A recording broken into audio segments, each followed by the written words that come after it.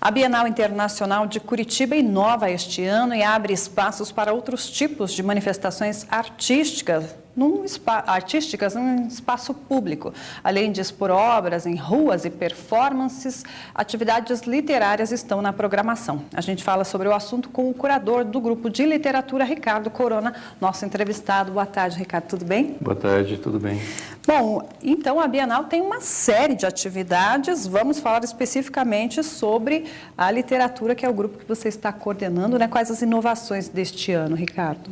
Então, na estufa do Jardim Botânico, nós vamos instalar uma peça de poesia sonora de um autor catarinense, Sérgio Medeiros, que se chama O Sexo Vegetal. Então, dentro dessa estufa, o usuário, né, o transeunte, o cidadão que frequenta o Jardim Botânico, poderá ouvir um poema na visitação dessa estufa.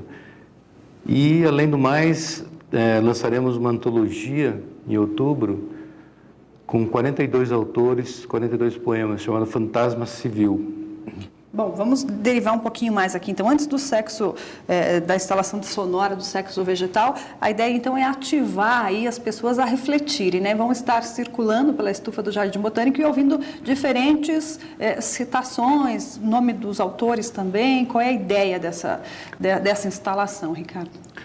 A instalação do Sérgio Medeiros, você comenta, é um poema que trabalha com uma poesia escrita em verso longo, né?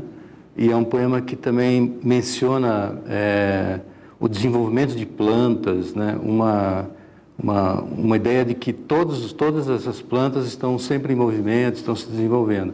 O poema trata disso. Mas a antologia Fantasma Civil trata da memória da cidade. Então, cada poema faz uma referência a algum lugar da cidade.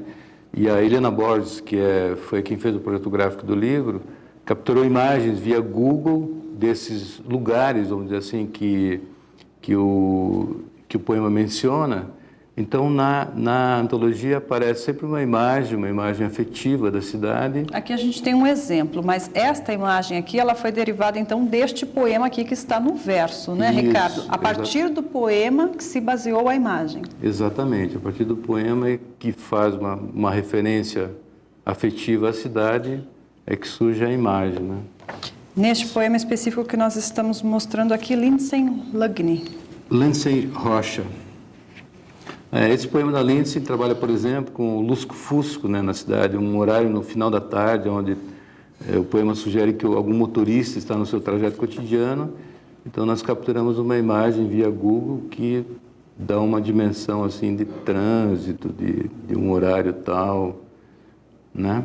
E que mexe com o imaginário também, a partir do poema. No caso, esse poema que está mostrando é de Joseli Viana Batista, que é uma outra poeta curitibana também. Todos os poetas, os 42 poetas, têm uma relação com a cidade. Ou nasceram em Curitiba, ou moraram em Curitiba. Esse poeta aqui, então, da Joseli, na madrugada fria, a paisagem se vê através da paisagem. A geada e a lasca, enfim, ela continua aqui, até a distribuição pede uma certa atenção aqui para a gente ler, né, Ricardo? O texto da Joseli, ele é um texto fraturado, assim, né? Tem uma respiração entre as letras, é uma característica dela, uma poesia barroca concreta. Tá certo. Bom, estes eventos literários aqui, eles acontecem a partir de outubro, na programação da Bienal, que vai até dezembro, né, Ricardo? Vai até dezembro. Em dezembro, nós projetaremos um autor argentino chamado Arturo Carrera, que é um autor muito conhecido em língua espanhola, principalmente. Esse poema aqui, que é um mapa, né? Ele faz menção a uma conhecida poeta argentina também, Alejandra Pizarnik, e esse poema será projetado na Casa da Memória, numa das fachadas da Casa da Memória, em novembro. A data específica ainda não está definida, mas será em novembro. E trata-se de um poema em língua espanhola, do qual foi traduzido para o português, que será projetado, então. Maneiras diferentes de estimular também a leitura, né? Vocês vão fazer a leitura sonora, se através de uma projeção, para chamar mais atenção? Precisa, Ricardo? Precisa. Os mediadores da antologia, que levarão os 42 poemas, porque esse livro Fantasma Civil, são 42 páginas soltas, né? Então, esses poemas também terão um segundo momento que 8 mediadores levarão esses poemas para 9 trajetos de ônibus na cidade. Isso significa que é como se um livro tomasse conta, assim, da cidade, dentro de uma curadoria que se entende a literatura e a cidade, né? E isso durante todo o período da Bienal, os 3 meses. E com isso a intenção é que as pessoas leiam, então, esses poemas nesses pontos da cidade. Exatamente. Esse livro estará também disponível nas tubotecas, né, desse projeto e da Prefeitura. Eu vou mostrar aqui, é um livro diferente, né, Ricardo? É um livro que não tem uma estrutura de livro, né, e aqui você vai, então, selecionando aqui os poemas, né? E aqui também as fotos a partir dos poemas, como o Ricardo falou, né? Sempre, então, no verso, uma foto e um poema. Bom, vamos conferir também mais detalhes da programação aqui com o Eduardo Simões, que fala especificamente de atividades deste final de semana, Eduardo. Começam a partir já deste domingo, Lígia, performances de rua, performances artísticas, que é um dos focos também da Bienal. A gente até vai ver imagens de um dos artistas, o Zimário, que se apresenta no domingo na Feira do Largo da Ordem.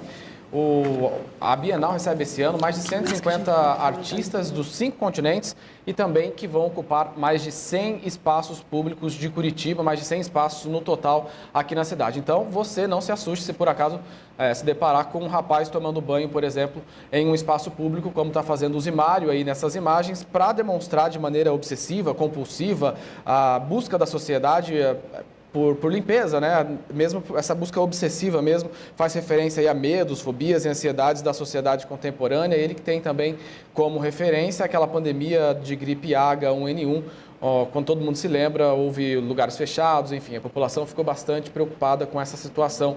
Essa é uma das performances que vai acontecer em espaços públicos aqui de Curitiba, não essa exatamente, mas desse artista a partir de domingo em espaços públicos da cidade, essa na Feira do Largo da Ordem. Agora, Ricardo, há alguma confluência de temas entre as performances e a curadoria da literatura? Eu acho que sim, deve ter, dentro dessa curadoria de performance, deve ter alguns autores que trabalharão o texto, né? Porque a performance é um espaço autônomo onde todas as linguagens estão envolvidas. Então, certamente, algum trabalho trabalhará com isso, né? Hoje, inclusive, abre no Espaço Tardanza, que é um espaço alternativo, mas está, nesse momento, com uma programação associada à Bienal, um projeto que vem da UFES, Universidade do Rio Grande do Norte, que está trazendo IFTA, Pelé, alguns outros autores também, e vão abrir uma ação performativa lá no Espaço Tardança, abre às 16 horas. Legal, então se você quiser conferir toda a programação, tem o site bienaldecuritiba.com.br, são mais de 100 artistas em 100 espaços diferentes, até dezembro tem muita programação para você conferir e na sequência a gente pede aí outras contribuições do Ricardo Corona aqui para a gente divulgar no Mercosul News. Obrigada, Ricardo, pela entrevista. Obrigado a você. E a seguir, um monomotor cai na região metropolitana de Curitiba. E veja o desfecho com relação à vereadora de Ponta Grossa. E agora o trânsito na capital, a gente vê a rua João Negrão, no centro da cidade, com o trânsito fluindo normalmente nesse momento. Agora o entorno da Praça Carlos Gomes, ponto tradicional de ônibus da cidade, também com movimento tranquilo. E agora vamos ver Curitiba de cima, com um dia ensolarado e temperatura de 25 graus.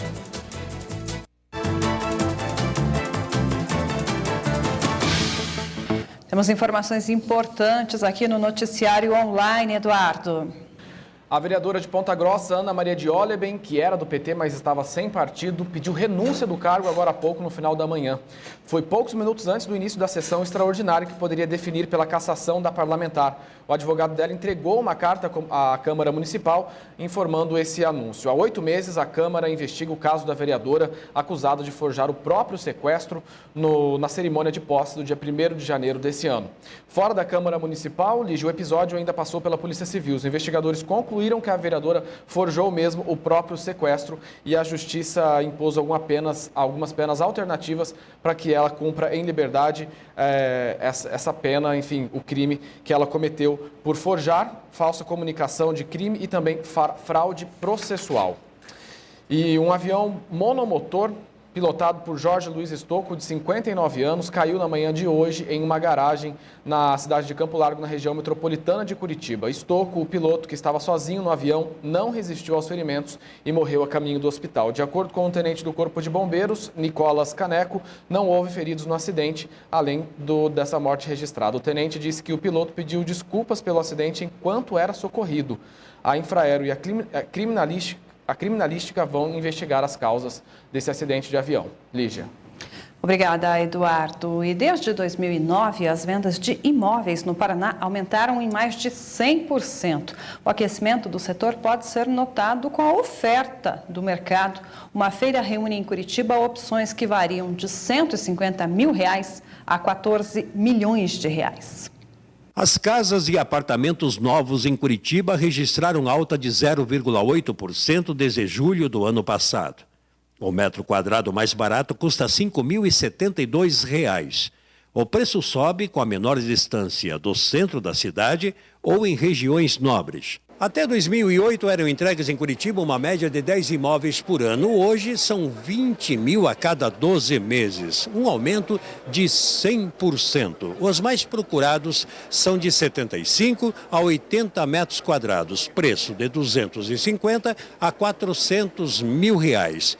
Tem os mais baratos, como do projeto Minha Casa Minha Vida, de 150 mil, até os mais luxuosos, por 14 milhões de reais. Segundo o presidente da Associação dos Dirigentes do Mercado Imobiliário, a mudança da economia brasileira a partir de 2009 aqueceu a construção civil e a população tem mais dinheiro para investir em imóveis. A tendência é permanecer em alta a oferta e procura. O mercado imobiliário ele é movido realmente pela demanda, né? Se há uma demanda grande de apartamentos de 4 dormitórios, há uma tendência de lançamento de 4 dormitórios.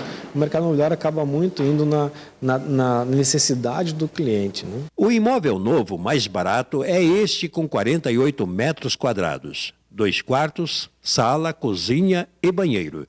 Está localizado no bairro Umbará e custa R$ 150 mil.